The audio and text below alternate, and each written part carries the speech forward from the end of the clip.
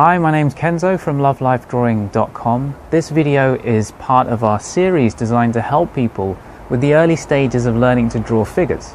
And if you're watching this, hopefully you've seen the rest of the video series, so well done for getting this far, and well done for putting more into the learning process than many people would.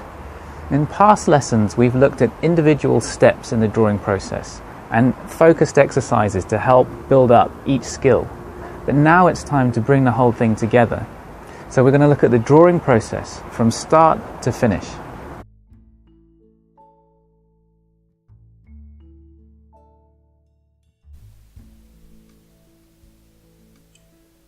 We first looked at lines of movement. Hopefully you're still practicing seeing these, maybe even doing the newspaper exercise and getting used to capturing these lines on paper. We're going to start our drawings with these, keeping them light. Remember to be bold, to feel rather than analyze. Just big sweeping lines that capture the essence of the pose.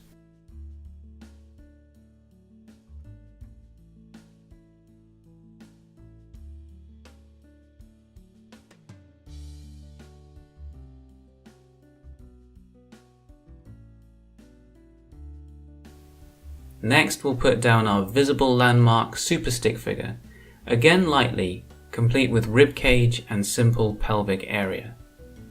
We start with the head, a line across the top and another two curling down each side to the chin.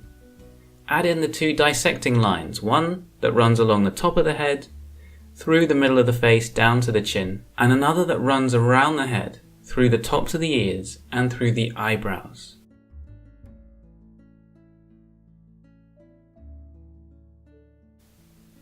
Add the V of the neck if you can see it, then the torso center line, the line that runs down from the middle of the collarbones through the middle of the chest, through the belly button and down to the crotch.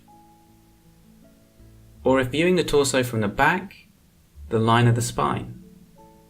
Next, depending on the angle you're viewing the pose from, we're going to add the lines of the collarbones if looking at it from the front, or the shoulder blade triangles if viewing from the back, or just the oval of the shoulder if you can only see one shoulder because you're viewing from the side. Use your measurement techniques to note the angle of all these elements and how they align with other parts of the figure. Don't worry too much about getting them wrong because we're always going to be correcting things throughout the drawing. Next, we're going to add the rib cage shape. Use the arch at the bottom front edge of the rib cage. Use the solar plexus, the torso center line, the middle of the collarbones, or the line of the spine, just depending on what you can see to help you place and angle the rib cage.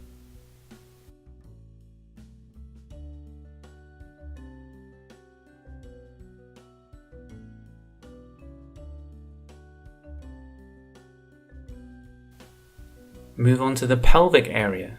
Note the location of those jutting out tips of the pelvic bone, which are on the front side of the waist, if they're visible from the angle you're viewing the pose from. Draw the line that the waistband of a pair of underpants would run along, around the figure. Often this line runs a little higher on the back than the front. If viewing from the front, add in the triangle down to the crotch.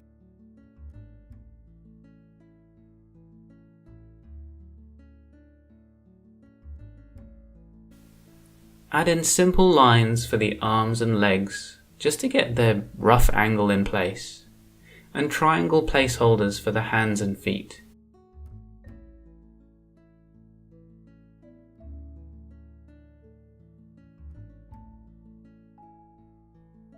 Check vertical and horizontal alignments between different points of the figure, the ear, the ankles, the elbows, and so on. Check angles like the torso center line angle, the line between the tops of the shoulders, the pelvic bone line, the arms and legs.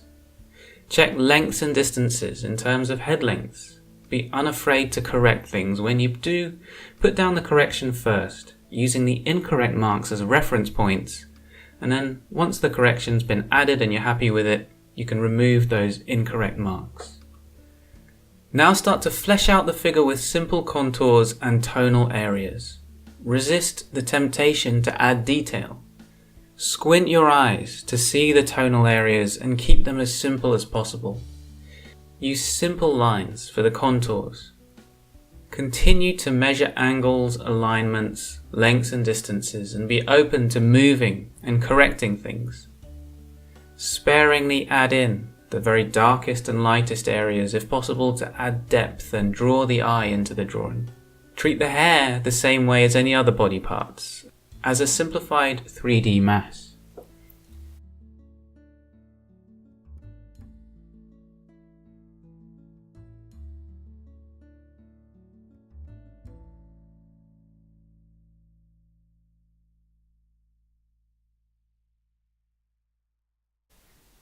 Now we've captured the most important information about the figure, we can add our final marks and detail. At this stage, we can bring back the boldness and feeling that we used in our movement lines. Now see the movement in every contour and every tonal shape. Let the feeling of that movement flow into the lines you use. You can start to add nuanced curves and detail, but try to choose details that will add to the feeling the drawing gives.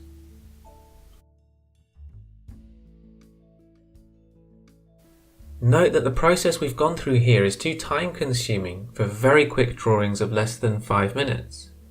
We'll go through in a future lesson how we can adjust our approach when we only have a few minutes.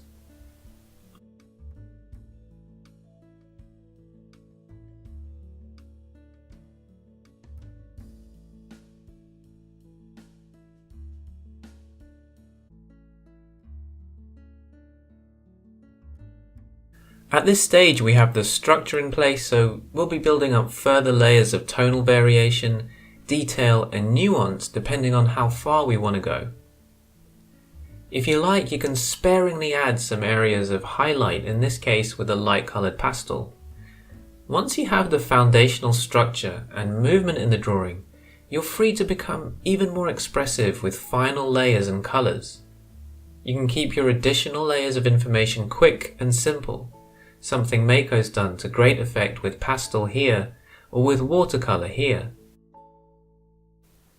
Or you can go more in depth and build up more and more nuance and detail. The extent of the additional layers of information you want to add is up to you and your time constraints.